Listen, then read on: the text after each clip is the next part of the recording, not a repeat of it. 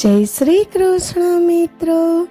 શ્રીમદ ભગવદ્ ગીતા અધ્યાય 16 દૈવાસુર સંપદ વિભાગ યોગ. પૂર્ણ પુરુષોત્તમ શ્રી ભગવાન બોલ્યા, હે ભરત પુત્ર, નિર્ભયતા, મનની શુદ્ધતા, આધ્યાત્મિક જ્ઞાનમાં દ્રઢતા, દાન, આત્મસંયમ, યજ્ઞપરાયણતા, વેદાધ્યયન, તપશ્ચર્યા તથા સાદાઈ, અહિંસા, સત્યતા, ક્રોધવિહીનતા, ત્યાગ, શાંતિ, દોષ દર્શન પ્રત્યે અરુચિ, જીવ માત્ર પ્રત્યે દયા, અલોલુપતા, સૌમ્યતા, વિનમ્રતા, સ્થિરતા, તેજ, ક્ષમા, દ્રઢતા, આડંબર રહિતતા, પવિત્રતા, સર્વ પ્રત્યે અશત્રુતા તથા મિથ્યાભિમાન રહિતતા, આ સર્વ દૈવી પ્રકૃતિથી સંપન્ન લોકોના સદગુણો છે. હે પાર્થ, દંભ, દર્પ, ઘમંડ, ક્રોધ, કઠોરતા અને અજ્ઞાન આ આસુરી પ્રકૃતિ ધરાવતા લોકોના લક્ષણો છે. દૈવી ગુણો મોક્ષ તરફ દોરી જાય છે, જ્યારે આસુરી સંપત્તિ બંધનના નિરંતર પ્રારબ્ધનું કારણ છે. હે અર્જુન, તું શોક ન કર, કારણ કે તું દિવ્ય ગુણો સાથે જન્મ્યો છે. આ જગતમાં બે પ્રકારના જીવો છે. એક, જે લોકો દિવ્ય પ્રકૃતિથી સંપન્ન હોય છે તથા તેઓ જે આસુરી પ્રકૃતિ ધરાવતા હોય છે.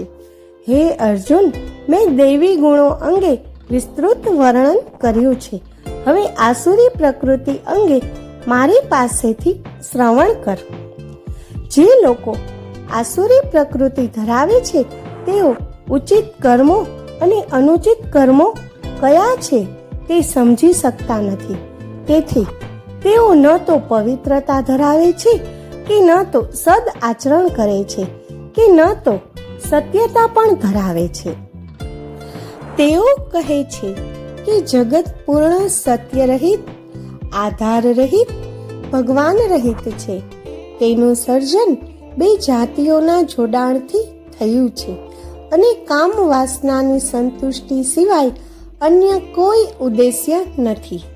આવા મંતવ્યોને દ્રઢતાથી વળગી રહેનારા આ દિશાભ્રષ્ટ જીવાત્માઓ અલ્પ બુદ્ધિ તેમજ ક્રૂર પ્રવૃત્તિઓ સાથે જગતના વિનાશ માટે ધમકીરૂપ શત્રુ તરીકે ઉદય પામે છે.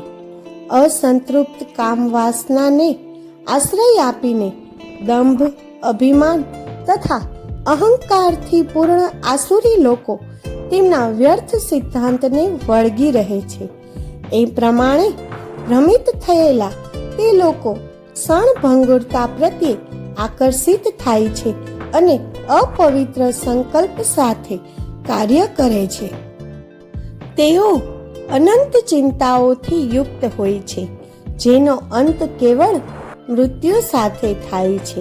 તેમ છતાં તેઓ ખાતરીપૂર્વક માને છે કે કામનાઓની તૃપ્તિ અને સંપત્તિનો સંગ્રહ કરવો એ જીવનનો સર્વોચ્ચ ઉદ્દેશ્ય છે.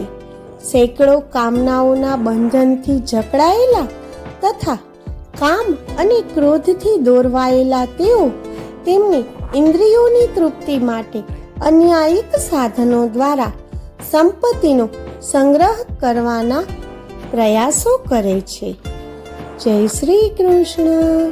જય દ્વારકાધીશ.